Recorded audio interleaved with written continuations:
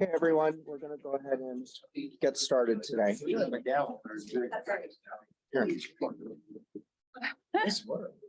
What, you trying to wait that? Good evening, everybody. My name is Corey Bond.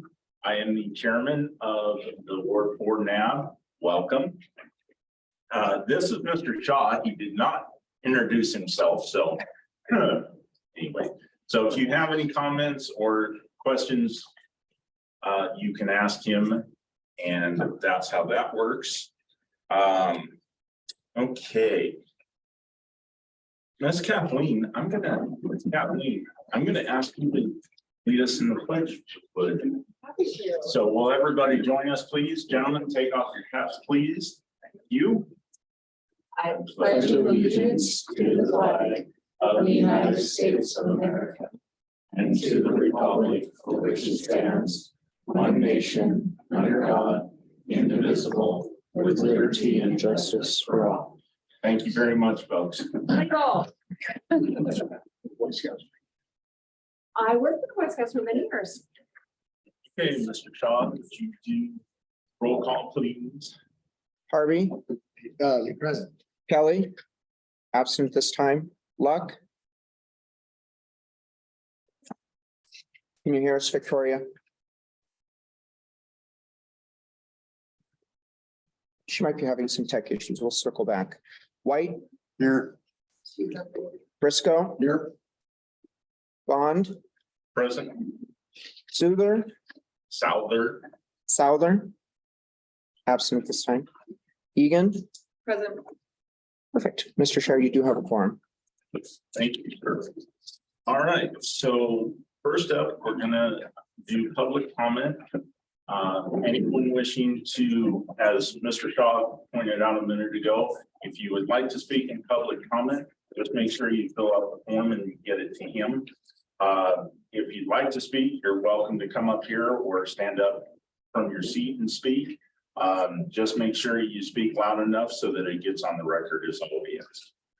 And with that, anybody have public comment? There will be another opportunity for public comment at the end of the meeting. Would anyone on Zoom like to give public comment today? If you'd like to give public comment via Zoom, please use the raise hand button at the bottom of your Zoom window.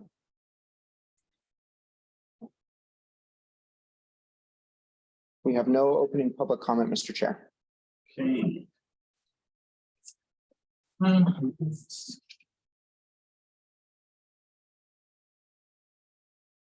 Chairman, I move to approve the agenda.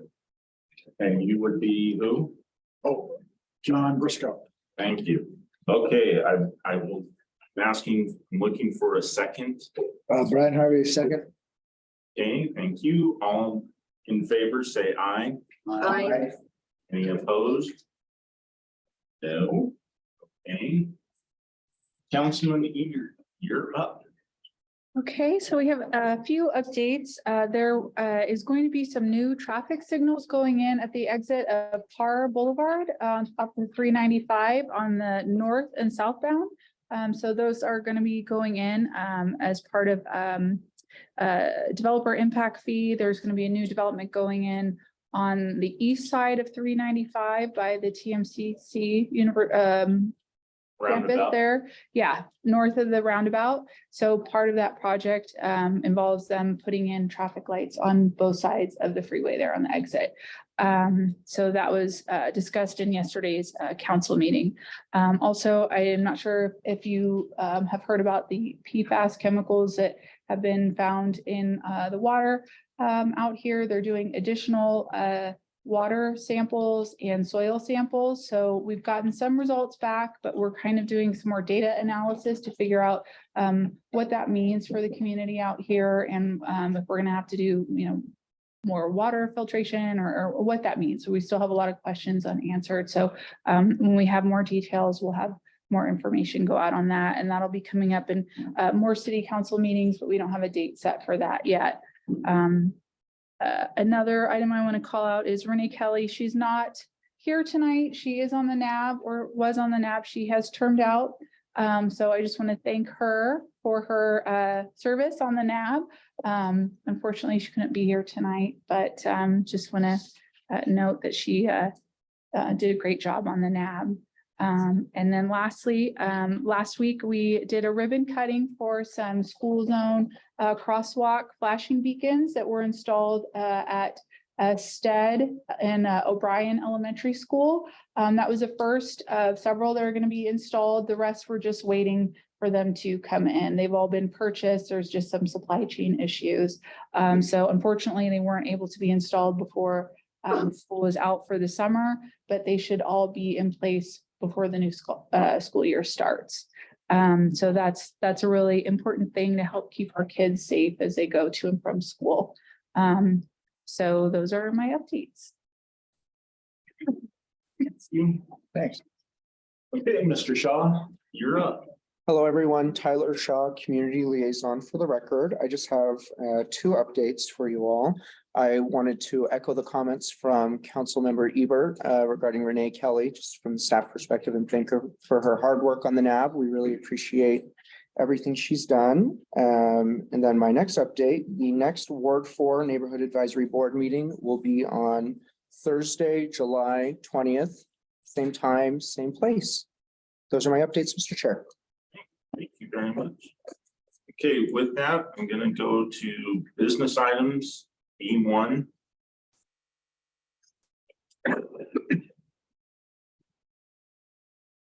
I'm sorry, what was July the 11th? July 20th is the next Ward 4 NAB. Okay, I misunderstood you. It's okay. Ms. Catley, take it away. Good evening, everybody.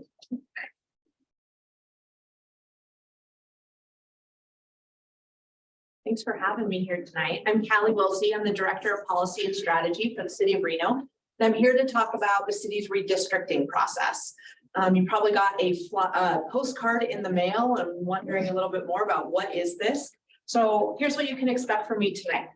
We're going to provide an overview of the process and why we're redistricting in 2023. We're going to talk about the rules for drawing these new ward maps. We're going to talk about the timeline and when these maps have to be completed and how you can give your input. Lastly, I'd love to hear, while I'll be able to answer your questions, I'd also love to hear a discussion at the end of the presentation about some of your communities of interest in the North Valleys area. Sorry, next. There we go. Go one more. Okay, thank you. So this month we're kicking off the process to redraw our ward boundaries. So right now in the city of Reno, we have 5 wards. And in 2024, we will be moving to 6 wards. The city charter, which is essentially our constitutional document that says we are a city and here is the authority that we have as a city, requires that transition next year. We'll be taking the existing city limits. So this process is not about annexation or expanding the land boundaries. We've received some of those questions. It's about the existing city footprint and breaking it up into 6 areas rather than 5 areas. And this process is really important as it determines which neighborhoods and communities are grouped together for the purposes of electing a council member. So why are we here in 2023? You probably remember doing this a few years ago, just 2 years ago, actually in 2021. Really normal after a census to redraw ward boundaries, and it's required to balance the populations and make sure that there's equal representation. This year, we're in a unique situation. Back in 2016, a citizen committee, similar to the NABs, this one is called the Charter Committee, reviewed the charter and recommended the change to go from 5 wards to 6 wards. Their reasoning was by reducing the number of people each council member represents, they would have, the goal would be to have be more responsive with their residents.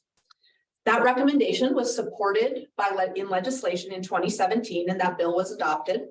And the bill stated that the change would occur in 2024. So that's why we're here today going through this process. Next slide, please.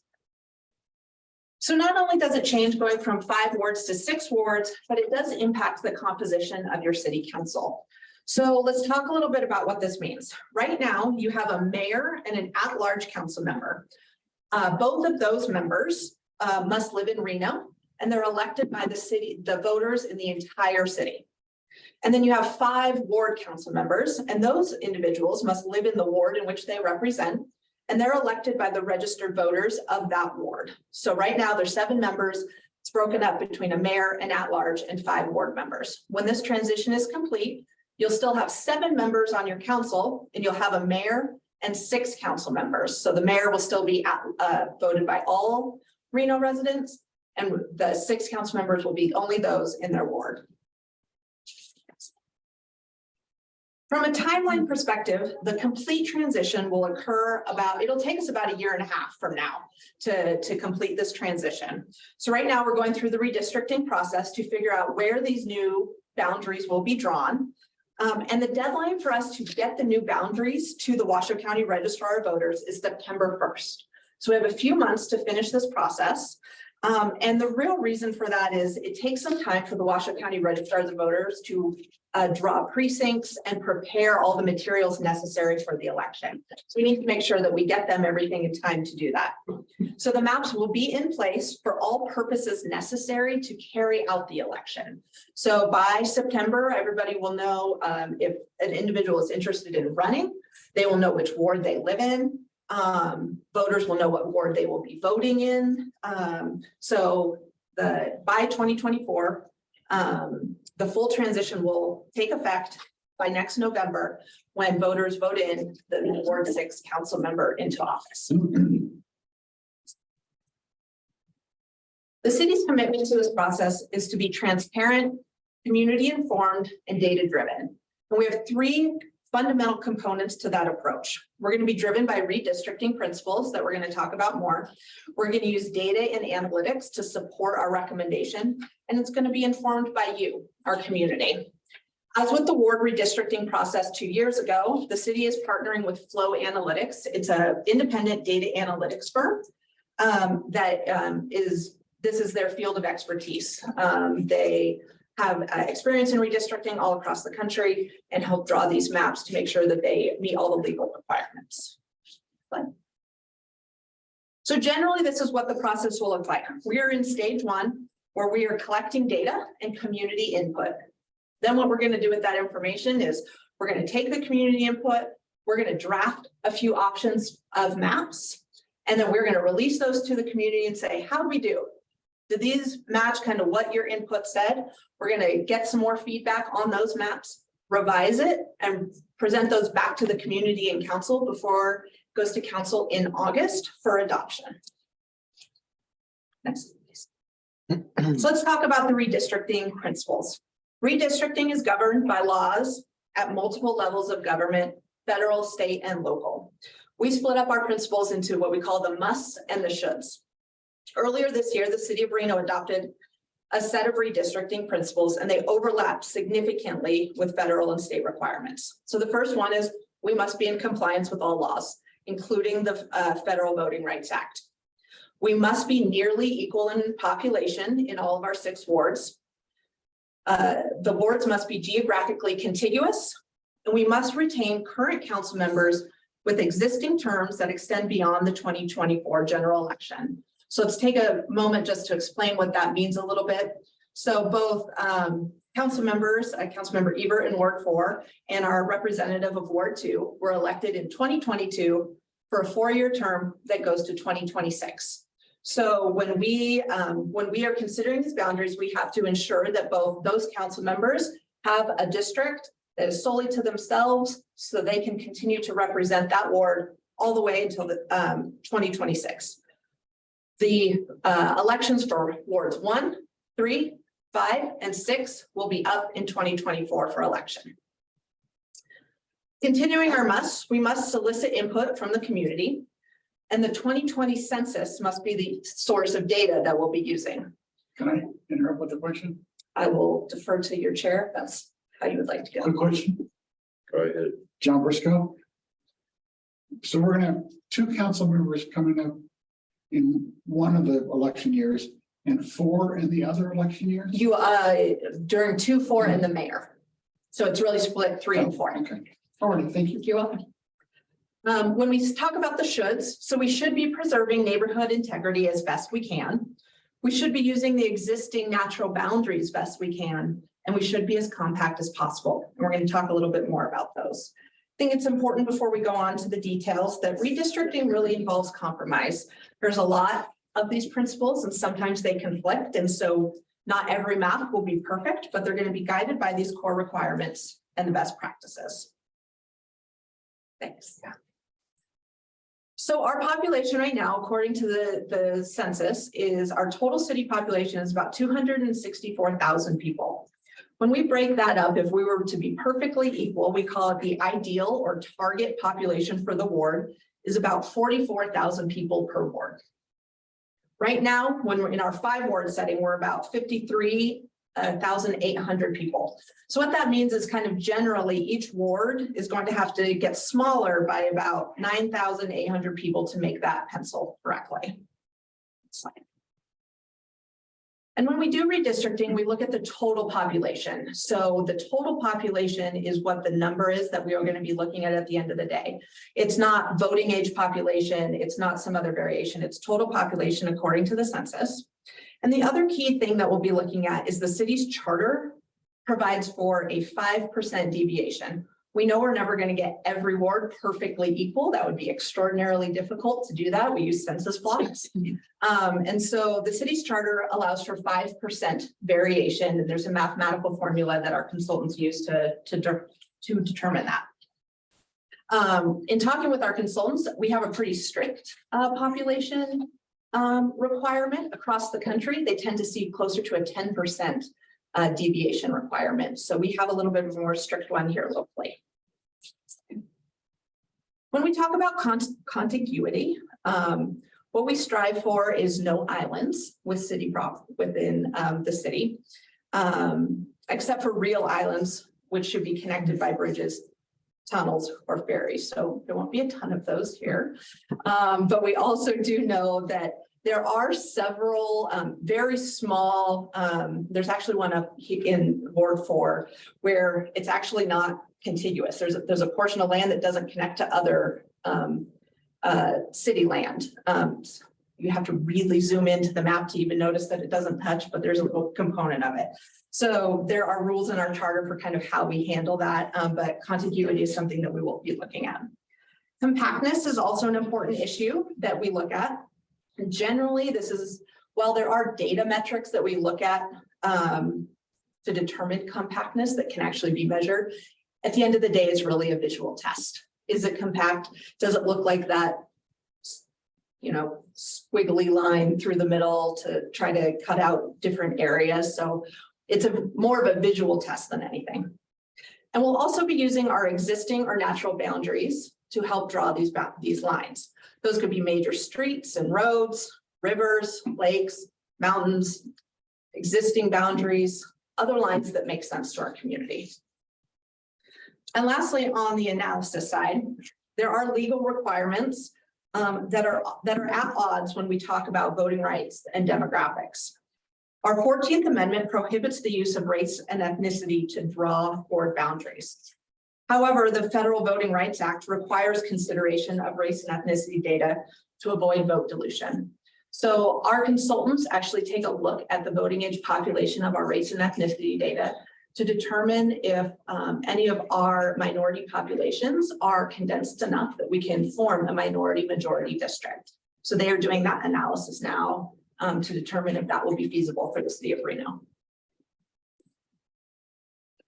And lastly, this is where we're going to start talking about how you can give input now. It's talking about communities of interest. So a community of interest is a population that shares common social and economic interests that really you can draw on a map. There's no real legal definition for what this is, but this is how we like to engage and talk about keeping communities of interest together. These may be an HOA boundary. They might be shared cultural heritage. It could be a specifically defined neighborhood, and that could be defined by the neighbors in it. It could actually be a school district. Everybody who lives in one area where all the elementary school students go together could define their own community of interest. So while there's no set definition, it helps us kind of identify how the community feels about their community and their neighborhood And the idea behind keeping them together is it serves for better representation by that council member, so that group is not split up when a person is representing them. So let's talk about the outreach process. So right now we're in phase one. We're kicking off everything right now with all of the NABs. And we are looking for input on communities of interest through June 22nd. So next Thursday, we are asking for your input. We're not closing the feedback tools, but we kind of need a timeline to say, hey, we need some feedback so we can create those first round of drafts maps. Because everything we're collecting now, we are analyzing, and our consultants are preparing some maps, which we're going to release on June 27th. And then there's going to be some tools for everybody to review those maps, give feedback on those. We're going to capture feedback, and then we're going to revise them and then release new maps, the final map options. There'll be several of them at the end of July. So right now, how can you give your input? There are multiple ways you can provide your input. We have several online tools. There's a survey. There's a new mapping tool that we're going to talk about. You can attend a redistricting meeting. You're all at one of them right now. And you can also just send comments to redistricting@reno.gov. Myself and my colleague, Christy, who's in the audience with me, we have captured everybody's email, and we're analyzing what those mean and make sure our consultants get that information. So let's first talk a little bit about the survey. The survey is a very simple survey that walks you through identifying your community of interest in a step-by-step fashion. There's a little mapping tool in there, but you don't have to use the map. You can just describe it, provide the street names, the boundaries. It's a very simple tool for anybody to use. So that is available. And then the second tool, we also have launched, it's called Districtor. And it's a mapping tool that gets you a little bit more in the weeds for those who are interested. We had interest from the community to kind of draw your own maps, and that's what this tool allows you to do. You can actually draw your own map. It's definitely more freeform. There's more detailed mapping. There's a lot of data you can look at if you want to. And there's no questions to kind of prompt you, but if you want to play on it, it's fun. I've had some fun playing on it. It's kind of seeing how it works. And the community really asked for a tool at this level, so we were happy to provide that. The other interesting thing, and you can see it on the slide here at the bottom, is for every map that's submitted, you can actually see the maps that the community has submitted. People don't have to name them, they can be anonymous, but you can see the different ideas that people are putting around and how they would split up the community into 6 different wards. And here's an example of one that I had just started to provide just a little bit of context for everybody to know about. So to give an idea of what it does, you ultimately pick a color up at the top, and doesn't matter what color, but so I just started with blue and started drawing some. And as you're building it, the bar graph starts to build to give you the population of that section, right? Yeah, it's fun. And then so you can see I was just kind of playing around with different colors. And then the second piece that I'll point out, and you can't see it on the slide, there's a little tab here, it's called data layers. And within that tab, you can turn on, you can actually see different neighborhoods based on tentative maps and PUDs that have been submitted to the city previously. We have information about elementary, middle, and high school districts. We have just different data layers that the community has asked for that they thought would be helpful. Because this is a little bit more detailed, we urge you to go to reno.gov/redistricting before you get started. There's a how-to guide if you want to dive into it. And also just to get more familiar with those instructions and how to prepare the maps and the rules if you want to engage at that level. So then lastly, so June is set up. We've had this whole series of meetings, what we're going through tonight. There will be a series of meetings after, we're building up to June 27th, where we're going to release the first round of maps and ask for input. Then between June and I think it's July 14th, if my memory is correct, we're going to be asking for more input. And we will have, during that period of time, we will, so there'll be the community meeting on the 27th. And then what we're working on is scheduling what we call drop-in sessions. So that's where you can come, we're going to say, we're going to be at this location for 2 hours. You don't have to listen to me drone on like I'm doing right now. But you can just come in, chat with us. We'll have the maps. You can talk to us about them. So we are working on finalizing that schedule and we will let you know when those are. So with that, I know that that is a lot of information tonight, but I hope it answers some questions that popped in your mind when that postcard arrived in your mailbox. I'm happy to answer questions and would love to hear from anyone here tonight about your communities of interest. Thank you, Callie. First of all, my dais, anybody have any questions for Callie? Brian Harvey for the record. The two questions. So you were saying Ward 2 and Ward 4. The council members get to keep their position, right? Which makes a lot of sense, but will the redistricting revolve around where they're physically located? Meaning if council member Ebert here lives on the edge, does that edge stay put for the new Ward 4? So for example, for Councilmember Ebert, wherever her physical address is based on what she filed with the city clerk's office for candidate filing, is we have to ensure that she remains in Ward 4. So that boundary could kind of shift around it to make sure that the population's equal. And in theory, it could go right up to it, but Councilmember Ebert will remain in Ward 4.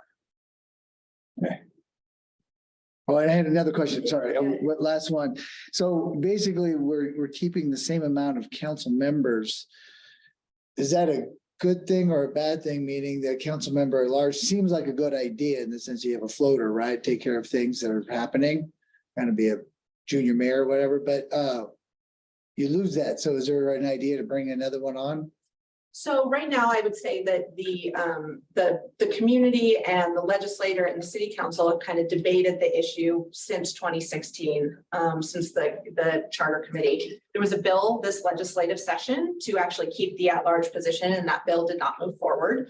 So that's why we're here today. If there was an appetite to change it, the process that we would go through is the charter committee would review the charter again. They would get together before every legislative session, review the charter, make their recommendations. Those recommendations go to the council. Council reviews them, and it has the opportunity to become a bill in the legislative session. Got it. Thank you. You're welcome. Kathleen Egan. So for the other wards of the people that we've got, two of the council members that were not elected, they were appointed. They have physical addresses. We have the at-large position who has a physical address somewhere in Reno. Then we have one more.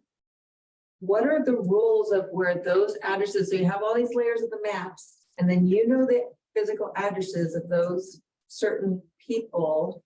Are they protected? Like Megan's protected. Are any of those people protected to ensure that they, wherever they were elected or they were appointed in that ward, will be in that ward for re-election or filing as a candidate? So the simple answer to that is no. But if we think about it, every person in the city, right, lives in the city and will be in a ward.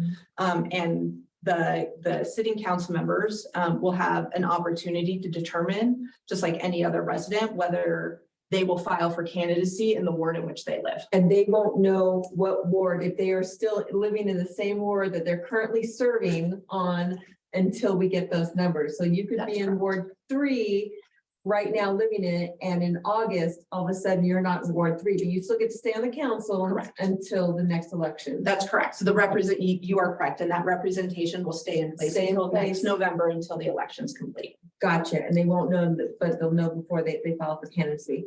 And then follow up. You have the titles there of mayor, at large, and council people. And then we have mayor, it's going to mayor, and then council member representing the wards. Who came up with the title? How do you get the title of a vice mayor? Because I don't see any, is that vice mayor position actually part of anywhere in our charter? Or is that for any mayor that is elected has that choice for how they administer, administration and operations? They get to choose and give someone that title that then is represented at a meeting, but then all of a sudden you're the vice mayor. And that seems like you have more responsibility or more power than another ward member. And Sure. So the ability to have a vice mayor is actually in our charter, but the way it works is every year, that the council selects a vice mayor. It's an agenda item on their council, usually in like the November timeframe. So the board, all the board members then elect among themselves. Yes. To be able to do that. And then that person is then assigned, they get special overseeing committees and. placing Yes, people they on support committees. the mayor if, when the mayor is like not able to be at the meeting or something along those lines, they fill in for the mayor. Awesome. And then last question, sorry, Corey. One last question. Do we know how much flow analytics is charging? Yes, just under $60,000. And was that budgeted? Was that number in the budget that was just passed? Was that known? Or is this now, since that, was that known beforehand and included in the department budget beforehand? So so that council just adopted the budget for next fiscal year.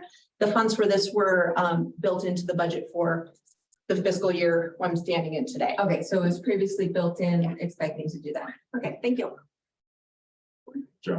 John Briscoe, two quick questions. First of all, 60,000, that actually sounds like a bargain for.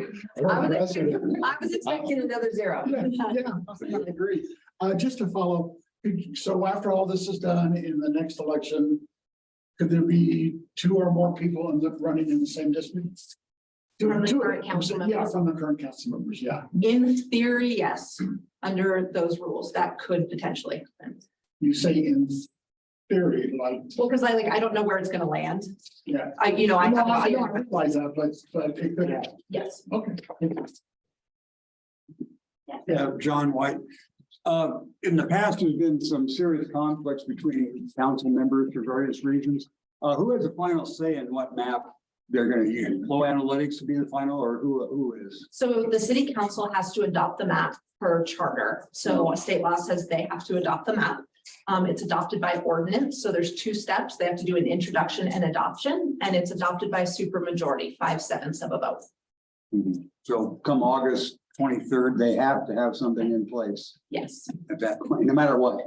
Yeah, I mean, if there was possibility that they needed to shift a little bit, they could ultimately do introduction on the 23rd and adoption in September. We've worked out kind of with the clerk that they could have a draft map because introduction and adoption need to be the same, so. Okay, anybody else have any questions? Seeing none, I will open it up to the public. If you have any questions, feel free to. No, I think you're intimidating the public there. Does anyone on Zoom have any questions? If you'd like to ask a question on Zoom, please use the raise hand button at the bottom of your Zoom window.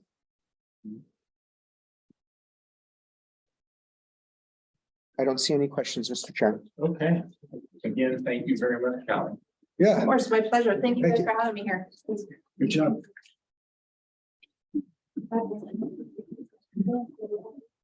Okay, I am on B2, presentation and discussion on Title 18 zoning code cleanup. Good evening. Hello, Miss Angela. Hello, everyone. Nice to see you. I'm Angela Foose. I'm the Assistant Director for Development Services at the City of Reno. Here today, just to give you guys an update of where we are at in the zoning code update process. We're going to walk through the zoning code we have today, what changes are being proposed, and kind of the next steps to keep you guys involved in that process. Is it okay if I just scoop this like Yeah. 2 inches, feet-ish? Okay. So just a little bit of background on our zoning code. We went through a pretty extensive process to update our zoning code back in 2021. It was about 3 years worth of meetings. We had hired consultants. We had a technical advisory committee. There was a lot happening. It was also about the same time that COVID hit. So add COVID to a very long, complicated process. That 3 years that we finally went from starting with that consultant to where we ended. There was a lot involved in that. So at the end of the day, we adopted a new zoning code. And again, that was 2 years ago. Some of the key things that we were working on with that new zoning code was trying to clean up what we had. The previous zoning code we'd had for a very long time. It was about 1,000 pages. So if you can imagine rules and regulations, and this is tied to what uses are allowed in different zoning districts, what the parking requirements are, how much landscape is required, how tall your building can be, lots of rules and regulations, 1,000 pages worth of information. So we were looking for ways to kind of streamline that, simplify it. A big part of that too was just adding graphics and pictures, 1,000 pages of words. It's like War and Peace, man, it's dry. So we added a lot of graphics to help better explain what the rules were. At the end of the day, we also were trying to better align with our master plan. For those of you that were involved in the City of Reno master plan, that was another big, long process. Some of the key things we heard from the community was we don't want to keep sprawling out. We want to focus more on infill. Infill means you have to grow up, meaning taller buildings, more density in certain areas. And so we tried to create a zoning code that was more aligned with what we heard the community say as part of that process. So where are we at today and why are we doing this again? Anytime you adopt a new set of regulations, we went from 1,000 pages to 750 pages. We cut out a lot, simplified a lot. We know there's going to be a need to go back and say, we did that wrong. We have some circular regulations that we just keep going around and around without getting to answers. We have typo errors, grammatical errors. And so we knew there was going to be a need to clean up. We anticipated about 6 months after adoption, going back and cleaning those things up. Well, here we are 2 years later, and we have not had the capacity, just the staff resources to do that. So now we are focused on doing that. Now, at the same time, when we did that new zoning code, there were some big topics that we said, these are really big topics, whether it's writing a new sign ordinance or dealing with how we address major drainage ways. We said, those are really important. Let's set those aside and come back to them when we have more time to work with the community and come up with a set of regulations that make more sense. So we have kind of two groupings happening. One is the code cleanup, right? The simple things that over the last 2 years, we've said, oh, we messed up on that. Let's go back and fix that. And then the second one, the city council priorities. So that long list of things that over the last 2 years, council has said, this is a really big topic. Can you guys go back and revisit it? So let's start with just what are we doing with the cleanups? Again, what we thought was going to be a quick thing, maybe 20 to 50 items, no big deal. It's much bigger. So we as staff have created a list. Every time we find something in our zoning code that's wrong or doesn't make sense or conflicts with another section, we add it to our list. And it started out with 20, then 50, then 100, then 200, then 300, then 400. So the list is very long at this point. But again, these are things that aren't deal breakers. We are still doing development. We're just trying to find ways to do it better. And when we keep running across the same problems over and over, we said, let's put it on the list and revisit that. So that's what we're doing right now, is going through those lists. I just wanted to give you guys some examples of some of the things that we're addressing. There's a number of things in our code that we call hidden Easter eggs, right? Just these random things that we thought, well, why is that in there? So we have some regulations on public parks. Great, right? Where are parks allowed? What's the parking requirement? What are signs allowed within parks? That area in the black is what I want to highlight. So if you have a parking lot within a park and you have lighting that's taller than 3 feet in height, you have to go through a site plan review. Most parking lots don't have lighting that's 3 feet tall. Every parking lot, generally speaking, has lighting that, is like 12 feet or 20 feet. So that's one of those things we thought, well, that seems silly. If the issue was we're trying to protect neighbors from lighting, why is 3 feet the issue? Shouldn't it just be, if you have a parking lot for a park and there's lighting, let's put in some standards to protect the neighbors from the lighting. So just random things that nobody would even know it's in there unless you happen to be on that one page that one time, and they're just hidden and nobody finds them. So let's clean up some of those things. Another one is example 2. This is a fun one too. So we have different requirements depending on what your zoning is.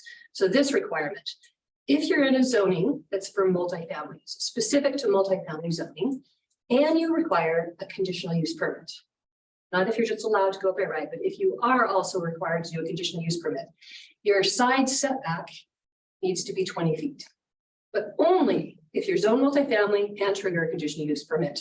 Then your side setback is 20 feet. Otherwise, it's more like 5 feet. Again, a hidden Easter egg. Why did we do that? So we're taking a look at all of our zoning districts, all of the setbacks, and saying, let's just take a fresh look and say what makes more sense. So those are the kind of things that we have found as staff. Just randomly catch it. If you happen to be on that page of 750 pages, it's not logical. It doesn't follow anything that anyone would even know it's in there. Random things. So other things. And we have a lot of conflicting regulations. Setbacks are the worst one, right? A setback is how far is your building from the property line? We get calls all the time. Hey, I want to build a shed. What are my setbacks? It should be black and white. What's your address? What's your zoning? Here's your setback. We have a lot of sections within the zoning code that are like this, but if that, then the answer is this. And if that's the answer, then you go to here. And if that's the answer, you go to here. So you basically are chasing 750 pages of regulations. How far do I have to build my shed from my setback? What's the answer? So we want to find some of those conflicting regulations and just clean it up, make it easier for you as the ones that are calling saying, where can I build my shed? And for us as staff trying to interpret to give you guys good answers. So again, setbacks, step backs is another one. Anything related to residential, we continue to run into problems. You know, again, we're trying to encourage more infill and density. We want to do it in a way that makes sense and protects those existing neighborhoods. So if you have a house, single family home, somebody comes in next door to you and buys the lot and puts in a 3-story apartment project, how do we protect you as the resident that was there first with the single family home? So we want to take a better set of eyes on this and say, let's put in some regulations that protect those existing communities from infill. 100%, we all know infill is important. We want to support it, but we want to do it in a way that protects those existing neighborhoods as well. And then industrial development. This is something I know that is near and dear to all of your hearts out here in the North Valleys, where we're seeing a ton of industrial development. Some of the things that kind of the repeat things we've seen over and over in the last 2 years is when we have industrial development, either next to existing residential or close to, are we doing enough to give you guys protection as the homeowners? So the things that we keep seeing over and over as the conflicts are hours of operation for these big industrial developments. A lot of them are allowed to operate 24 hours a day. So it's 2 a.m. You've got big trucks, 200 feet away from you, and it's beeping and there's backing up. That's a problem. Where they have those dock doors, and that's another big concern. If they have these big dock doors, it's where all the trucks are coming to load and unload, and it's facing residential. How do we protect residential in those situations? Lighting, that's another big one. It's supposed to have these dark sky requirements. Well, even if they're shielded, meaning the lights are shielded, they're pointing downwards, so not pointing up, it's still creating problems in an area that, just doesn't have a lot of night lights. So you have a big industrial development that definitely stands out in these areas. And then noise. The last thing we want is 2 a.m. beeping while you guys are trying to sleep. So we would like to take a look at what we can do to better protect. Again, industrial, we want industrial, but we want to do it in a way that better coexist with residential. So we're going to look at some of those standards. We're going to look at best practices, meaning what do other communities do, working with kind of our code enforcement team and what are the complaints they see over and over, and putting in some stronger regulations on that topic. This is an example of something in our zoning code. Every zoning district, we have about 30 of them, has that table on the right. So it pretty much says, here's how many stories you can have, here's how tall your buildings can be, all kinds of things. We want to take a look at all those different tables and say, does this make sense? And does it match best practices? A lot of our zoning categories allow a certain number of building stories, right? Typically a building is like 1 story or 2 stories. We have 2.5 stories. How many 2.5 story buildings do you guys typically see? Not many, right? So we want to take a look at that and say, does that still make sense? Or should we go back and say, should we base it on a building height?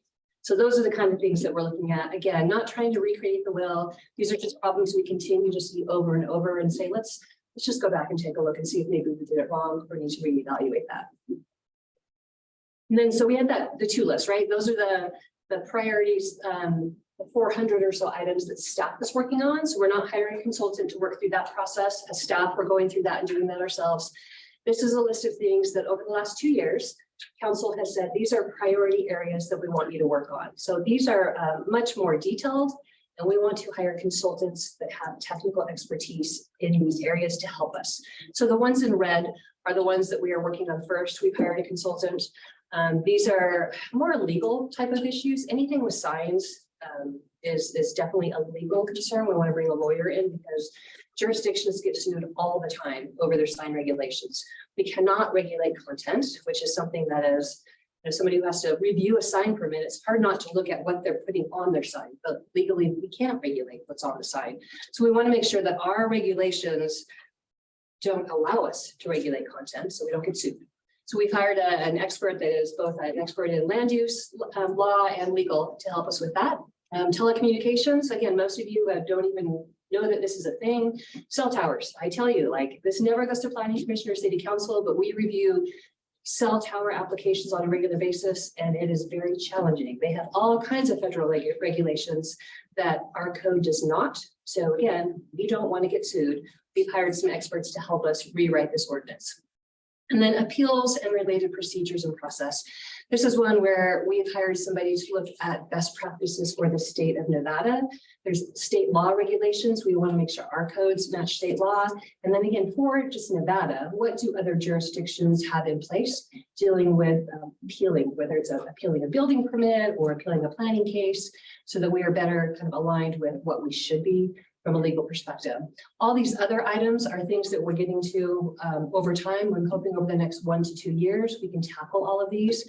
Some of these we're going to be bringing up sooner because of the legislative session, right? One of the big topics in this year's legislative session was housing. So the idea of affordable housing, short-term rentals, accessory dwelling units, those are all kind of key things that I think we're going to have to be as a city addressing sooner rather than later. And again, we'll hire somebody that has some of that technical expertise to help us. And the next steps in the outreach process. So we are hitting all the NABs in the month of June, just giving you an update to know what's coming next. We're going to then meet with our technical advisory committee, and we have a lot of questions of who sits on that.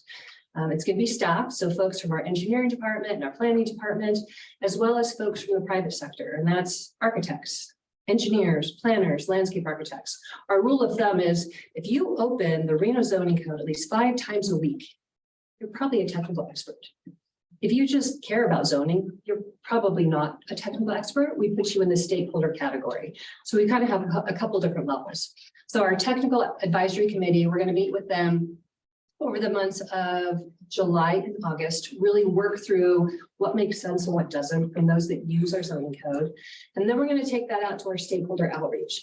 Everyone that sits on a NAB is part of our stakeholder outreach process. So you guys will be getting emails. You guys can be involved as much or as little as you want. For those of you that just want to read documents, provide comments online, we've set up a website. For those of you that want to attend stakeholder meetings, we'll be doing, during the months of August, July, August, September, we'll be doing a number of more outreach meetings where we're going to go through the proposed changes, redline one by one, and get you guys' feedback. And so timing wise, again, the next couple of months, we're working on updating those changes, working with that technical advisory group. And then we'll go to the broader stakeholder outreach group in the fall. And then we have to go to planning commission. So we'll hold some workshops with them. They're the ones that make a recommendation on these changes. And then ultimately it will go to city council for their input and adoption. So this is, again, a very time-intensive process that we're working on, that it is long overdue. What we thought was going to be something we could do in 6 months, we're now 2 years into this and super excited to just move this forward. Any questions from the team? For the NAB? Guys first. Anybody? Seeing none. Anybody from the public have any questions? Would anyone on Zoom like to give public comment on this item? If you'd like to give public comment on this item, please use the raise hand button at the bottom of your Zoom window.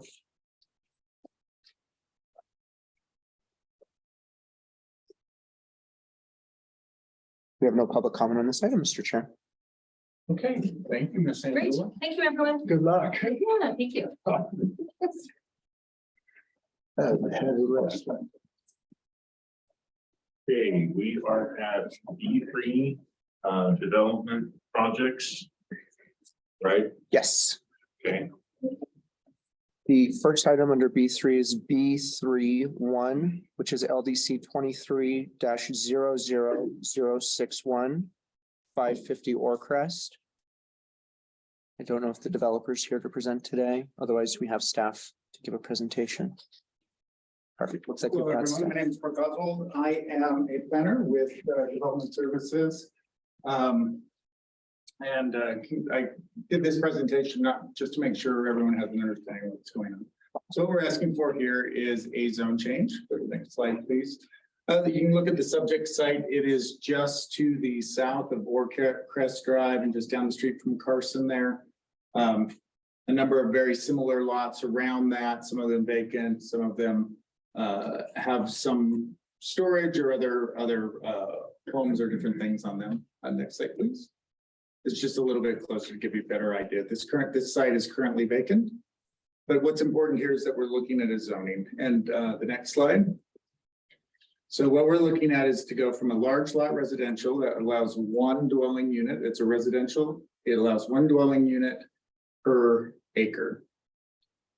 To go to that mixed employment. Now that looks like a big change that we're seeing between those. As we look to the south of that, we're seeing the industrial zoning. And as we look to that north, we're seeing a continuance of that large lot residential.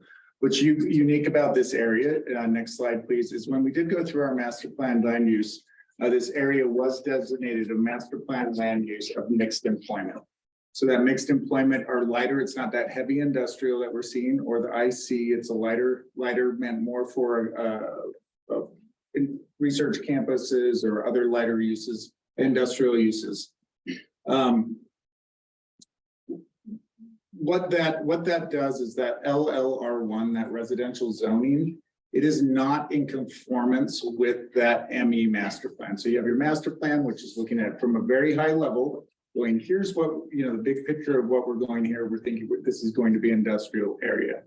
Because this area is changing and we're seeing that master plan come in, what we do allow is for those parcels that are underneath to come in conformance with that master plan. So residential is not conforming, zoning is not conforming under a mixed employment master plan.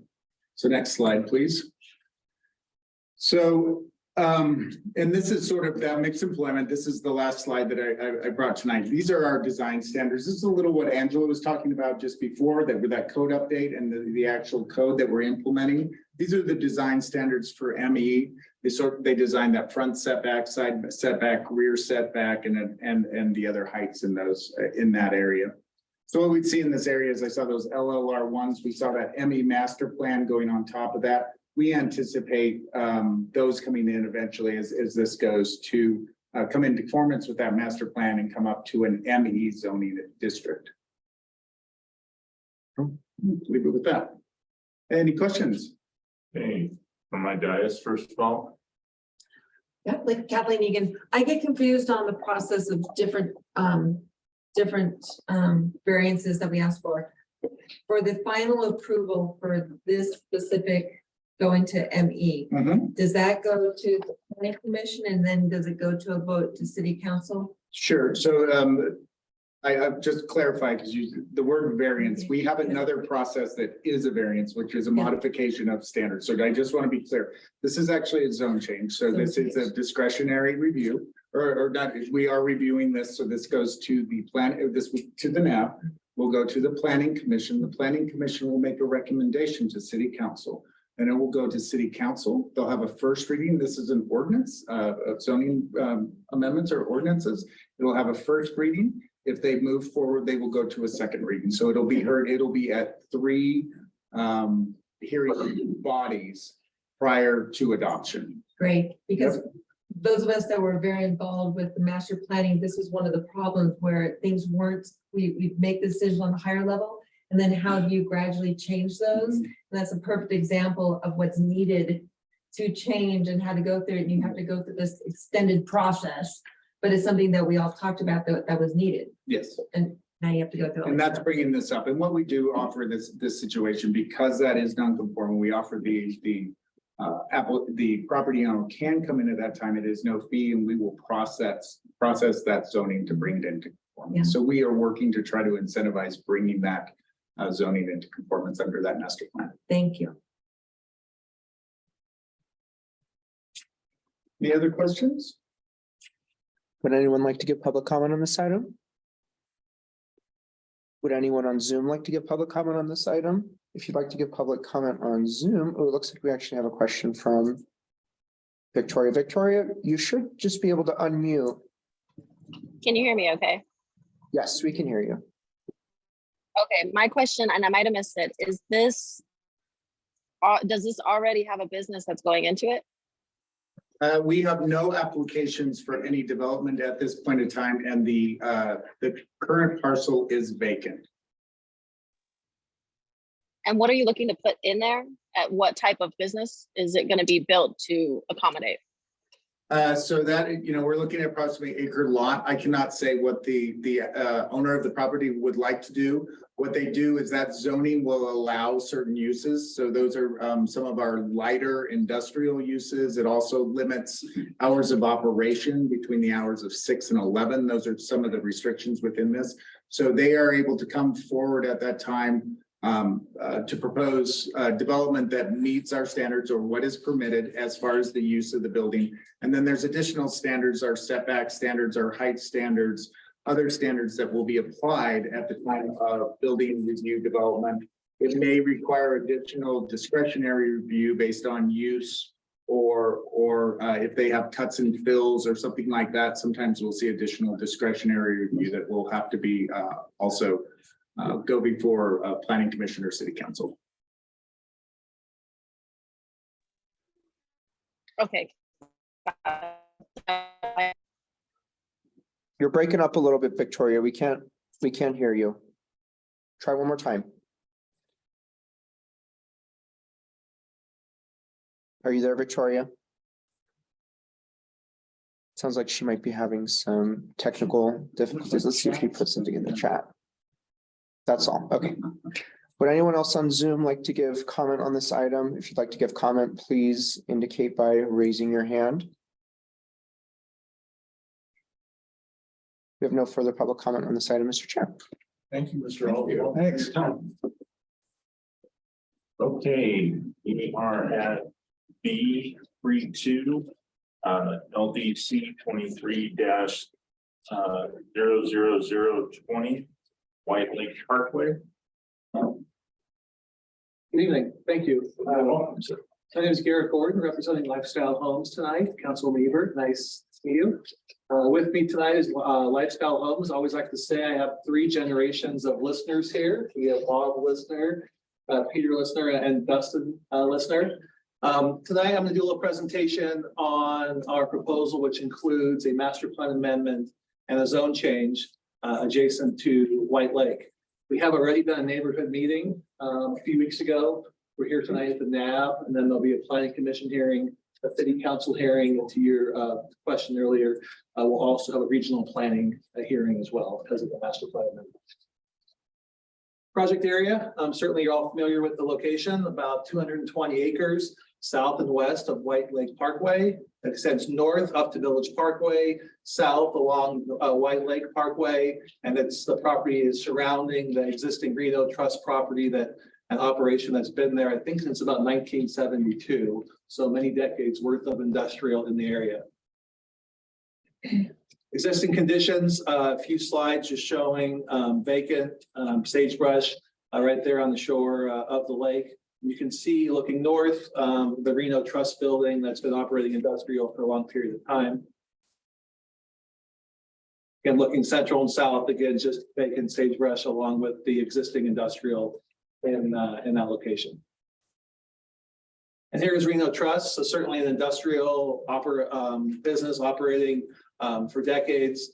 You can see outdoor storage, you can see dock doors, you can see just a typical industrial operation. What's good about our proposal tonight is, number one, there's a lot higher standards on industrial since 1972. So we'll have a lot more robust landscaping, screening, and some other provisions. And two, as you heard from Angela a minute ago, existing zoning for industrial is very light on discussions about dock doors, screening, setback. So that's why we're proposing a handbook, a specific planned handbook that will build in a lot more stringent design requirements than not only what you see here, but that you would typically see in an industrial zoned area.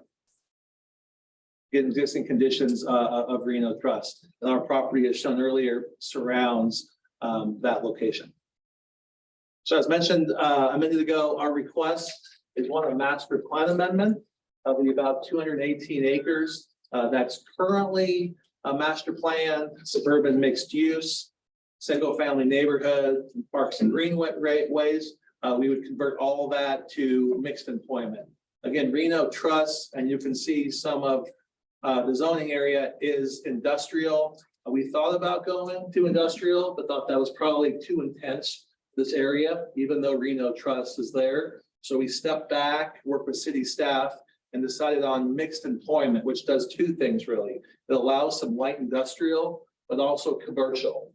We know this neighborhood, this community has wanted more commercial in this area for a long time. So we think this rezoning will be a catalyst to get some commercial, some restaurants, some retail uses in the area. So that's the master, real quick, go back if you could. So that's the master plan amendment. The zoning map, as mentioned, there's some industrial out there already. So again, we thought, should we go all industrial? No, probably too intense, too heavy, scaled it back. So for the zoning map amendment, we have industrial, neighborhood, commercial, single family, parks and greenways, 4 existing zoning areas. We're combining all that into a specific plan handbook, which I'll go through tonight.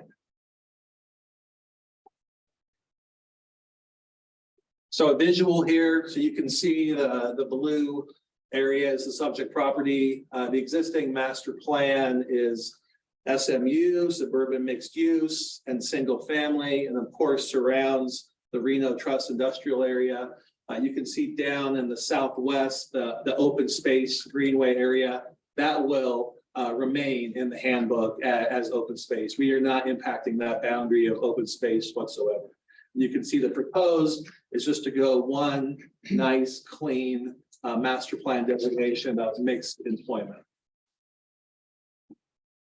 So the zoning map, you can see again a little bit of a checkerboard of zones that currently exist.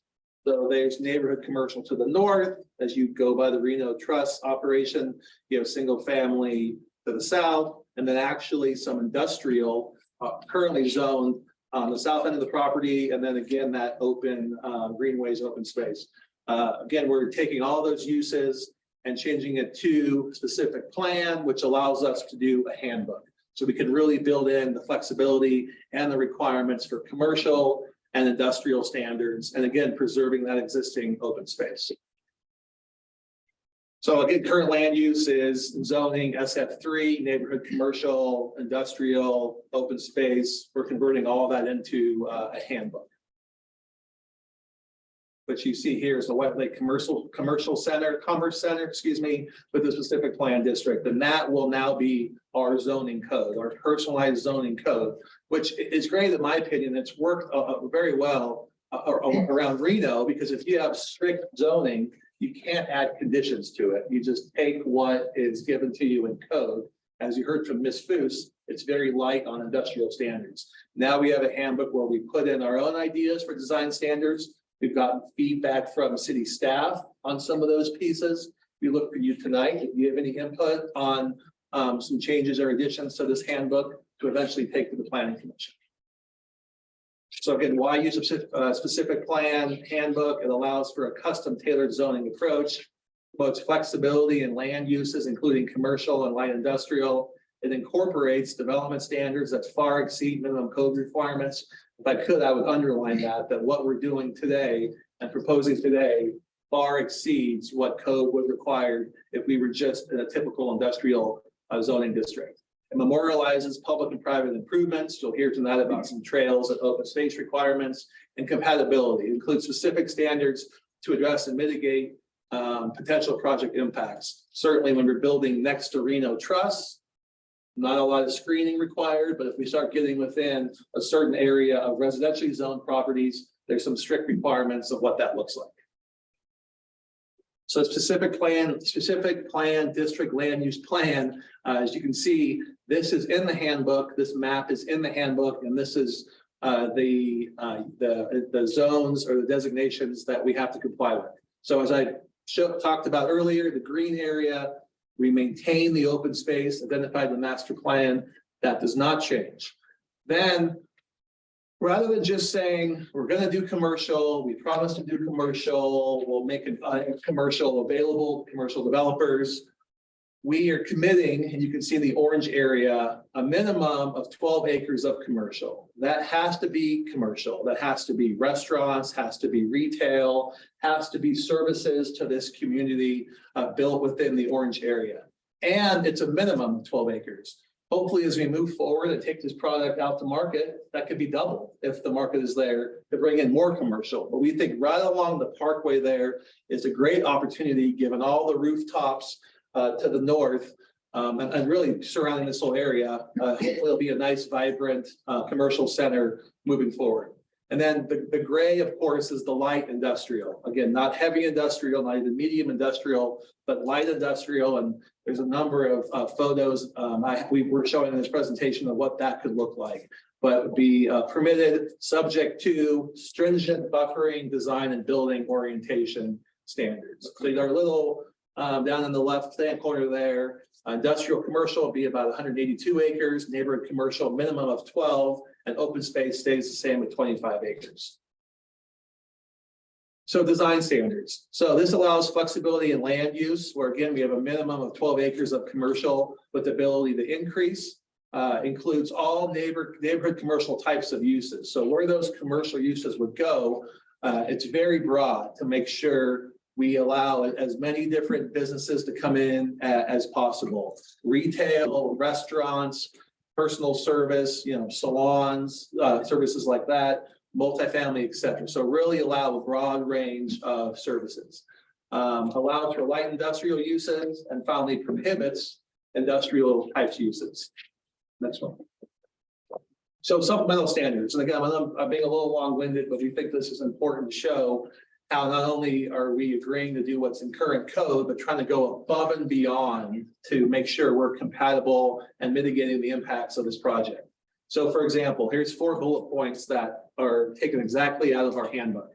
Any outdoor manufacturing, processing, or storage, which that's happening on the trust land, but in 1972, there's no requirements for buffering, but those uses are visible from the outside project boundary, must be screened by a minimum 6-foot solid fence, in addition to landscape and buffering standards.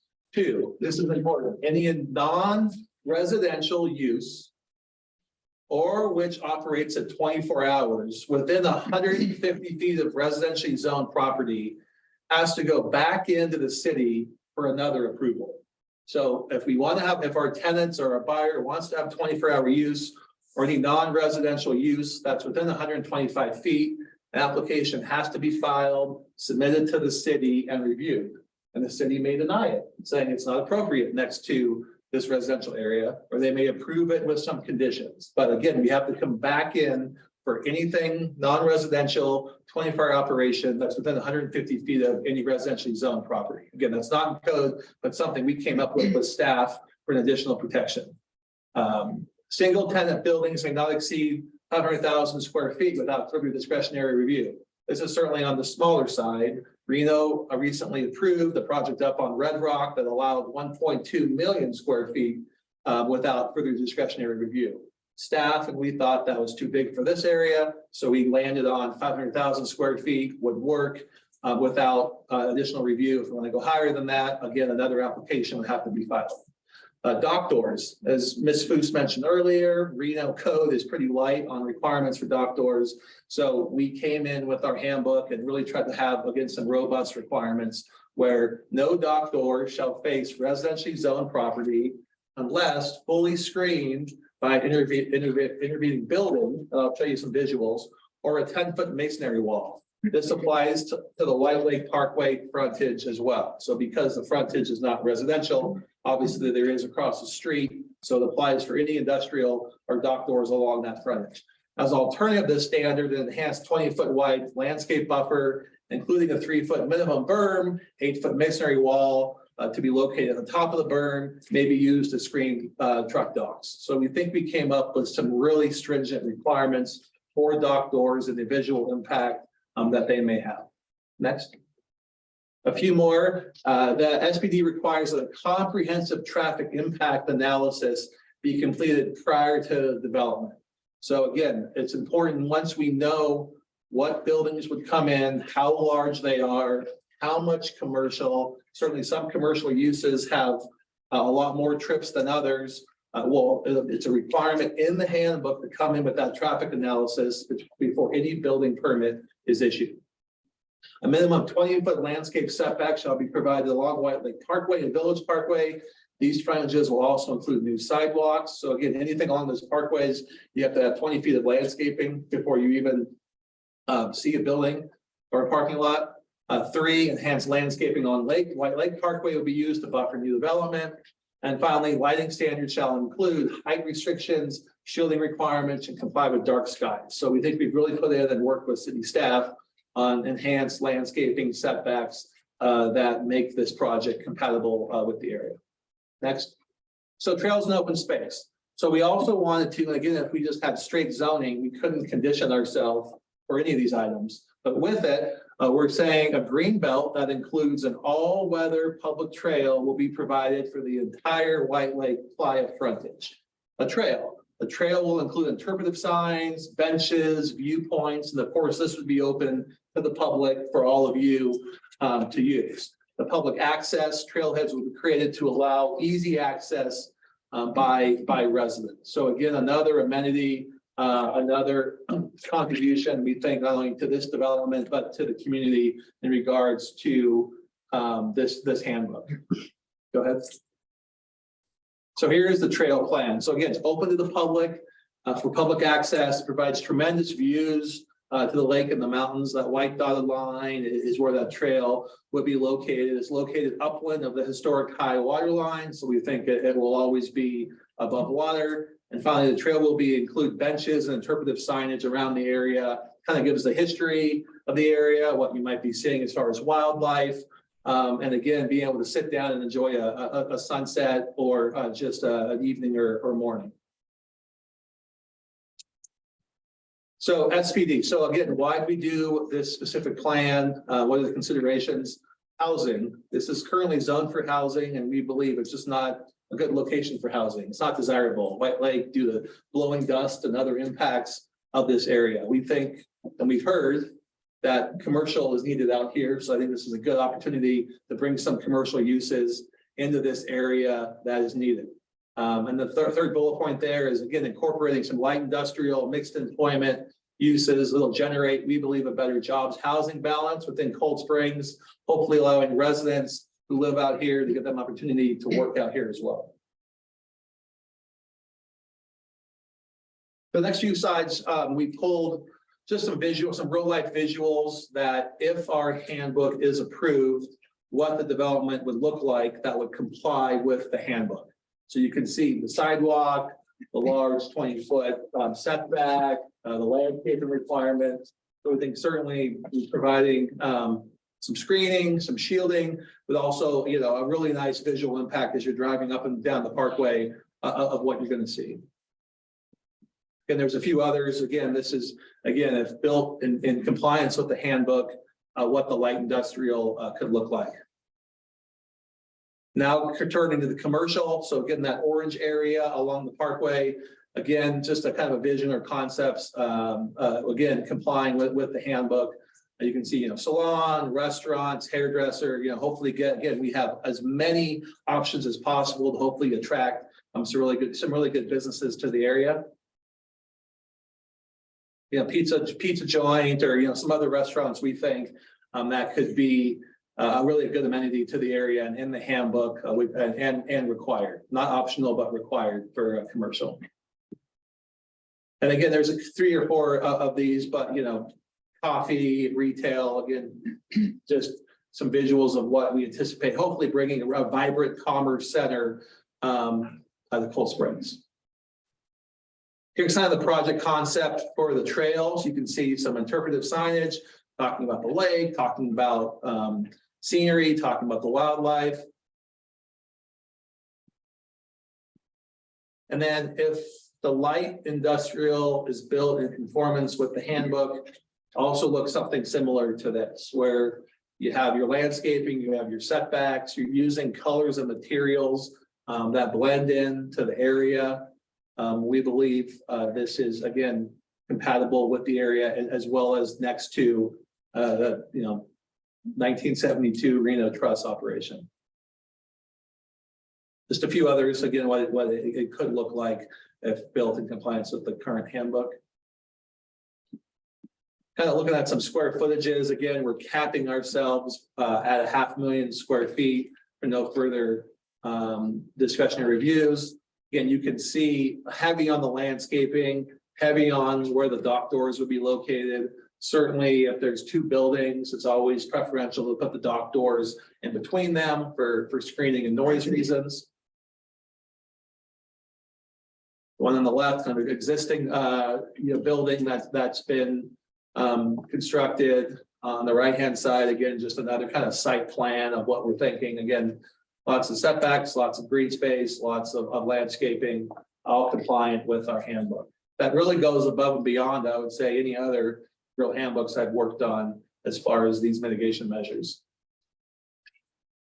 There's some other concepts we tried to come up with as many as possible. So to share what our thoughts were and get your input.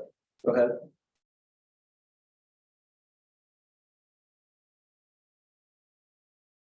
So next steps. So hopefully tonight we hear some comments, suggestions, ideas that could be incorporated into the handbook.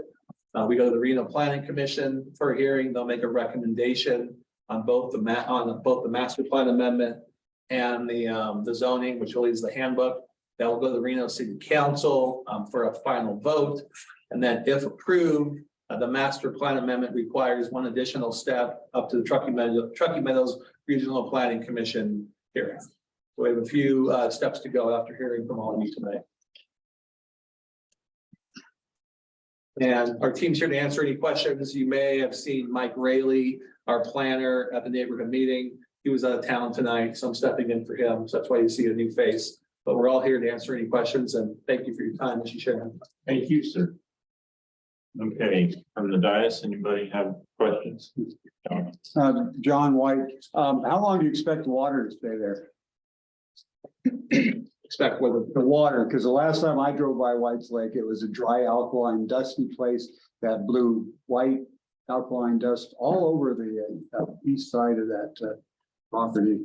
Well, we think one, that's probably a good reason to change the zoning because there's no reason having residential there.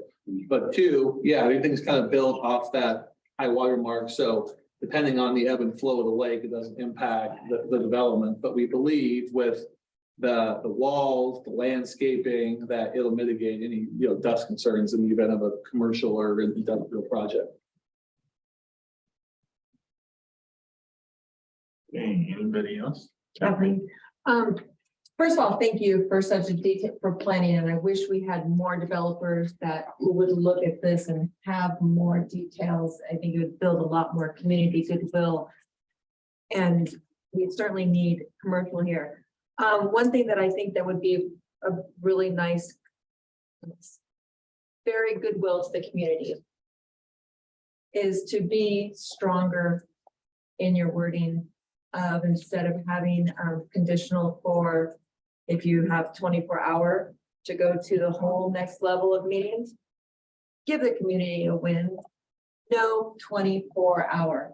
This is one of the biggest complaints. This is one of the biggest issues that you see from our community, that every single meeting you'll hear on this, 24-hour operations is not a good fit when you have mixed in, especially that traffic zoning. When you have mixed with commercial, you have mixed with residential right there. So that would be a great good win right off the bat, that you'd have a lot less fight and angst over. No 24-hour operations. Number two, I have a question. When you say in here that your single family is not a good use because of the alkaline winds and the mixed, agreed.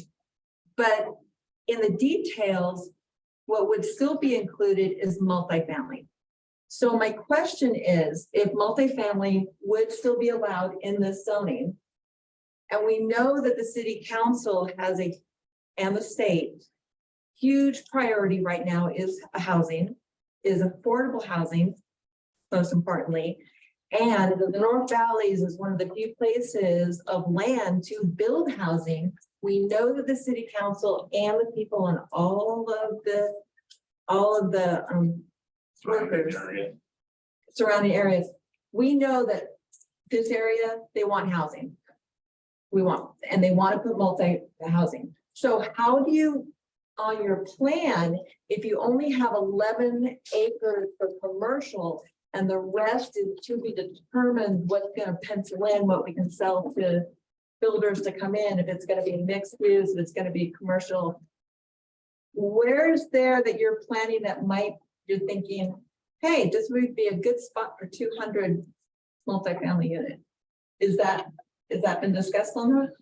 Yeah, it's good questions, by the way. Thank you so much. So on the gray area, right, that's the light industrial. That would only allow in the table of the handbook, the light industrial uses. So not the multifamily or not the commercial. The orange area, which again is currently about 12 acres, but could expand with city staff administrative approval. That would be the commercial, and we pulled out really the neighborhood commercial use table of what to be there, what would be located there as far as broad range of uses as possible. So from, bakery to restaurant to dry cleaner to, everything. And now on that list is also multifamily. Do we anticipate it, given the 12 acres and the location? No, but we just pulled it from the use table and plugged it in to the handbook. So just to be clear, if this zoning that you want, it would be including in the yellow area, legally to build multifamily there. That's my understanding. Okay, Correct. and if that pencils in and the city council pushes it, we got to get more housing, yay, build more in the North Valleys. We're going to build a 200 plex there, right in there. So how are you going to do your traffic studies right now when you're to convince the city to accept this? How do you know if your traffic study is going to include just all of that for commercial, for retail? Or if you're going to include 200 units there or 300 units there, and you're going to have an extra 200 cars? How do you plan for a traffic study when you don't have more specific on what businesses versus multifamily you're going to put there? So that's why in the handbook, we have a requirement before any development moves forward, the traffic study is required. So you'll probably get a number of them, right? You'd probably have an industrial developer come in, want to construct a building, they'd have to do a traffic study. If you had, let's just say a retail developer who's going to build a little commercial center with 5 or 6 tenant spaces, they would have to do their own traffic study. So before any development can move forward, it has to have its own independent traffic study. And we don't. Traffic's going to be the issue with the 2-lane, and we have to build, we have to get something that will build for the future, not for now, but for 10 years. So we're not re-ripping it and redoing it, and like we're doing right here on Sky Vista. And we go through that mess again. And what I think, to your point, which is important, is as you're doing these traffic studies, right, staff is going to be monitoring each study. And if you're getting to a point where you're exceeding the level of service that's allowed out here, then nothing else can move forward until those road improvements are complete. So that's why I thought it was a good idea from us and really staff is put your proposal down where we like where you're headed, but on the traffic side of things, you got to come prove it to us before we give you a building permit. So our developers still have some work to do, obviously. Thank you. Thank you for including the public trails as well. Yeah, thanks. Brian Harvey for the record. Yeah, and I agree. This is a hell of a start, more so than we've seen from most of what we see, honestly. So thank you for that. Just a couple of things you hit on traffic, and the one thing that does happen, and my hair raised a little bit, is you're saying each individual developer has to come with their own independent study, traffic study. The issue with that is, and how the city gets, and my dollars get nickeled and dimed, is that city looks at those individual little ones and they're not big enough impacts to change anything until it's way too late. And then the dime essentially, okay, so it stops you say, okay, then we have to stop. Well, people who got in first got lucky. People who now are stuck. And so, and eventually the tax dollars have to bail out this situation. And so I might, if I could ask for a suggestion, is to act like more of a community based on that and say, hey, look, where this is this large of a development and we have to look at it holistically, otherwise the traffic study, it'll look like Virginia Street. Kind of how that will happen. And these poor people will have to pay for it until the system breaks and then we have to bail it out. So that'd be my one thing. Another thing, I really like the trail system as well, but there's only two, from what you drew, and I know this is super early stages, there's only two egress points to that whole trail, right? So are you going to build like large parking lots or, I mean, maybe what my suggestion is multiple ways to enter into that trail system instead of just two endpoints, because I'm not sure how, if you walked all that way, I'm not sure how you get back unless you walk all the way back, or you're kind of like. You're stuck, it's forced. If you're committed. You're committed, right? And so, and then you can't get to your commercial area, like maybe go halfway. Right, you go halfway, you want some ice cream, you can't get to your commercial spot, so just maybe some more egress points. We'll take a look at that. Yeah. Yeah. good points there. And then I guess just the last one, again, this is kind of the nickel and dime thing is drainage and retention. When it does rain, it rains hard. And so I think that needs to be taken into consideration is like, yeah, right. Like you've got, if you allow each individual person, sometimes that doesn't work in like such a large scope scale type of situation. Yeah. Yeah, and I can assure you from Mead City's engineering side, yeah, they're not gonna let us, piecemeal this from a drainage standpoint. I mean, it's gonna have to come in, there's a requirement for, a full-blown hydrology and drainage report. Yeah. That again, isn't just piecemealing it, but a comprehensive one to make sure it all works no matter what you do. So that's in the handbook. All right. Thank you. Thanks for my time. Okay, Cory Bond, I will say this, and Kathleen brought it up. The two things we hear mainly in this meeting are, we don't want 24-hour operation. And the other thing that has become more of an issue lately is retail. People have come in here and said, look, we want retail, we want shops. We don't want Dollar General. We don't want, what's the other one? Help me out here, guys. Dollar Tree. We want shops like there are south of town or what have you. So I'm not criticizing in any way. I'm just pointing out, make sure my suggestion would be make sure you put those in there, because otherwise you're just gonna have concerns over it. And that would be my only thing. Yeah, well, and yeah, grocery store. I mean, look, we have Rayleigh's and that's basically it. So I'm just saying, again, I would say keep that in mind, because otherwise you're just gonna have a lot of complaints and a lot of criticisms. Okay, with that being said, anybody have any comments on it? Okay.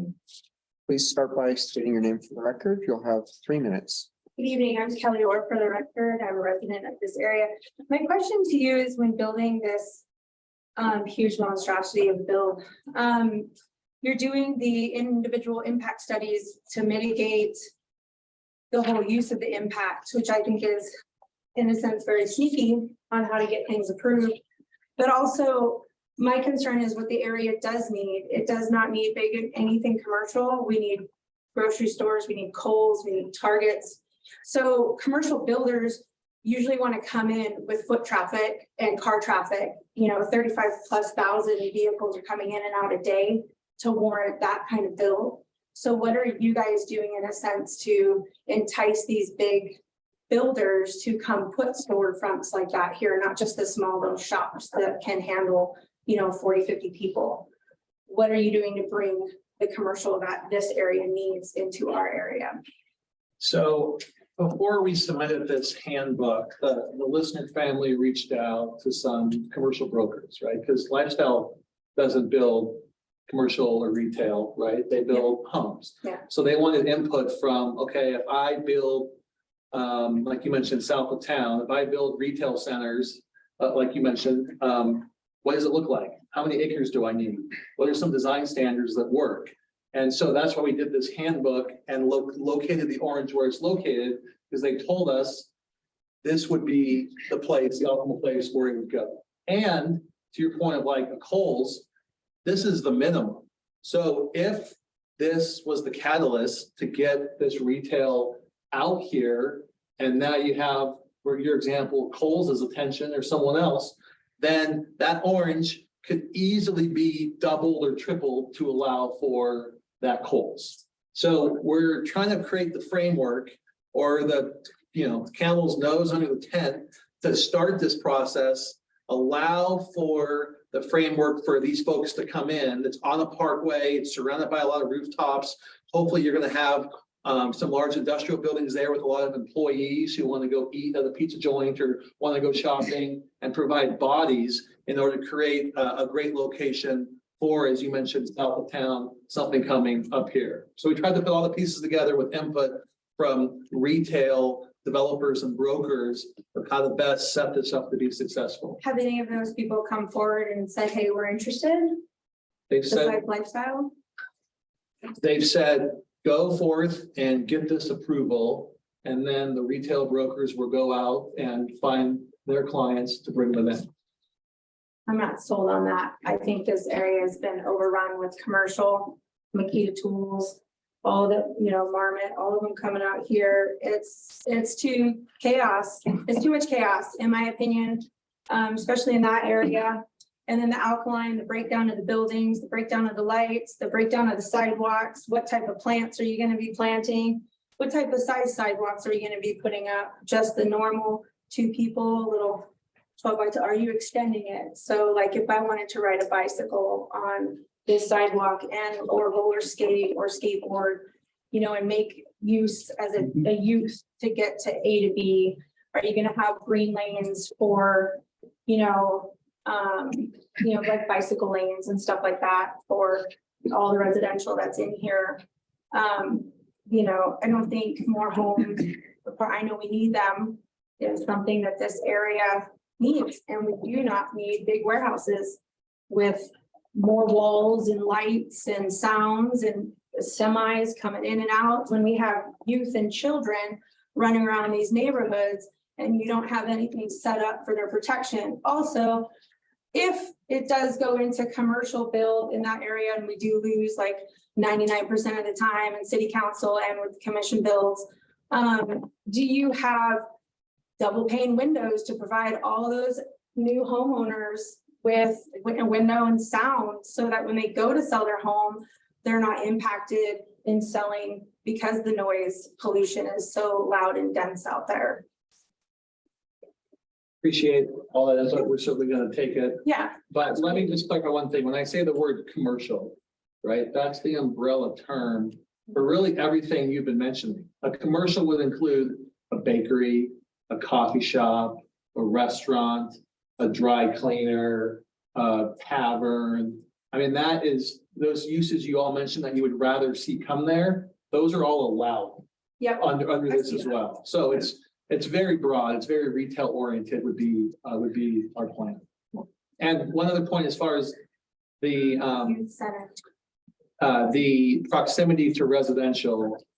That's why we put in here that requirement that if you're in a certain distance, you have to come back to the city and ask for approval to make sure your traffic works, your noise works, your visual works. So another layer of approvals, not just we're done, see you later, but we have to come back and prove up that it's going to work. Which I think is amazing also. We're actually a little over. Yeah, perfect. Thank you. Thank you. Yeah. Thank you. Thank you, gentlemen. Before we continue with public comment, Victoria on Zoom has a question. And Victoria, you can feel free to unmute and ask a question whenever the NAB members are asking questions. Okay, sorry, I didn't want to interrupt anybody. No, it's okay.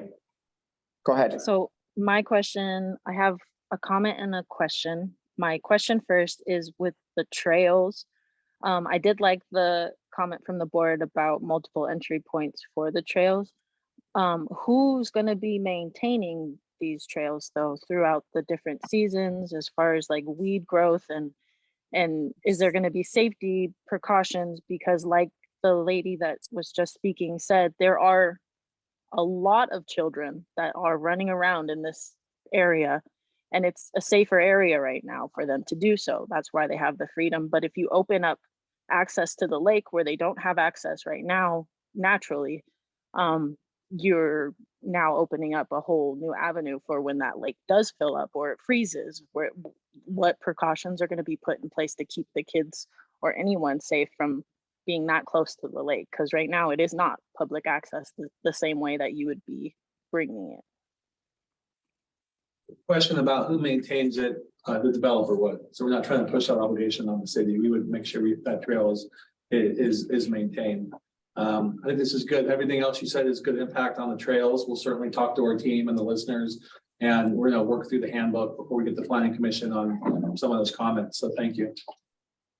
Okay, and then the other comment I had was to towards, let's see. Sorry, I had a note. I don't have it anymore, but the zone that you have orange up there. So with how close it is to that curve right there and the speed change and everything, when you have the traffic studies being required, again, just stressing that it tries to take in account of further growth, because the thing that I keep noticing with all these traffic studies, and yes, a lot of you developers are saying, well, you guys have to do the traffic study no matter what, it's required. That is only being looked at as what is currently developed in that area, correct? What is currently standing. So it's not taking into account the growth or anything else that would be around the area at that time or said to be coming to the area. So if a bigger store comes, a smaller development isn't looking at that bigger store's impact to the road. They're only doing their study on what's there now. Yes, yes and no. So one thing as far as this development, right? Staff, if an industrial building comes in and a traffic study is done, I mean, staff's not gonna just look at that one building in a vacuum. They're gonna try to understand and look at what the rest of this property is zoned, what potentially could go there, and how that plays into the overall network. So even though there's a study required for each of these, for each project that comes in, you're not gonna get a lot of little projects. It's just not viable. You're gonna have someone come in and build the retail center, someone come in and build a building or two of industrial. So it's important that there is a comprehensive look at this development each step of the way. Two, traffic studies not only take into account what's being proposed and take into account existing conditions around the area, but they also take into account what's planned. And that typically is not just if a property is zoned, residential, you're not just going to assume that that's going to get built.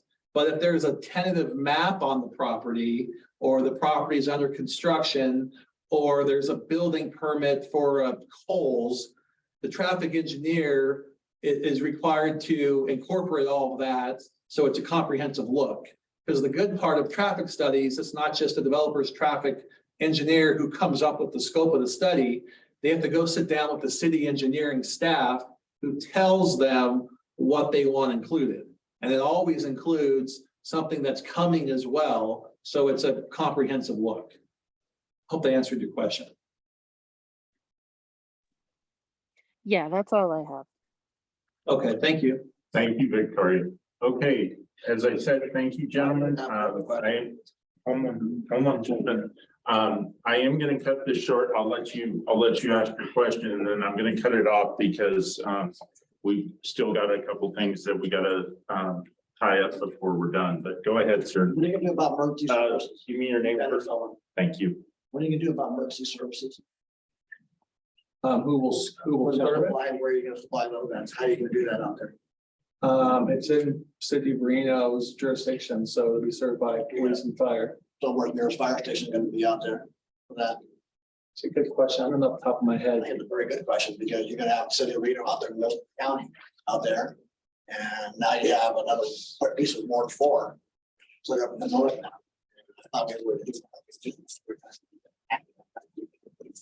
Different kind of close together now. City of Reno out in the county out there now, Middle County. And you guys have no plans for fire service out there, so. Gonna have additional truck traffic coming in and out of there and make the residents really happy about that. You can have additional traffic on the freeway. We already have certain of the freeway as it is, trying to drive down the freeway here. You're gonna have more traffic for that. Truck traffic, more residential traffic, more commercial traffic on our roads right now. We can't even get into town. It takes 20 minutes to a half hour to get into town at least. Not counting any accidents that happen, you're talking about an hour, hour and a half. And when it snows, it takes forever to get in town. So we're adding more and more stuff out here, more city encroachment into the county out there. And now we have an island, and I thought we were supposed to bring everything together, redistricting, and you don't have a plan for fire service out there. So what are you gonna do? Rely on the county, Truckee Meadows to do that? I don't think we're gonna want to do that. So appreciate that input. Councilwoman Ebert's here. She's going to ask those same questions when we get to city council. So we'll make sure to include those points in our presentation. But just so it's clear, this is currently in the city. We're not asking for this land to be in the county, to be brought in the city. This is currently city, currently zoned industrial and residential in the city. We're just asking to change that for the development. But I'll make sure I have a slide, that planning commission and council for services. Have you done any studies on the traffic? How much traffic you're gonna create on the freeways? How many more cars are gonna be added to our freeways? I mean, White Lake's only 2 lanes. Is that gonna be widened to 4 lanes now? That will have to be studied before you see a shovel in the ground. Okay, gentlemen, thank you, sir. If you will do me a favor and fill out one of those forms and give it to Mr. Shaw, I would appreciate it. Again, gentlemen, thank you for your Thank you for your time. time. I appreciate it. And so, okay, I'm gonna go to C, board, commission, committee member reports. Anybody have any announcements or reports to let us know of? Don't jump all at once, you guys. Okay. Seeing none, then we'll go down to future agenda items. Anybody have anything that they would like to see put on for future agendas? I have one question. Go ahead, Victoria. We're talking about Cold Springs here, and I'm kind of curious as to what process would need to be done to get a bus stop out there.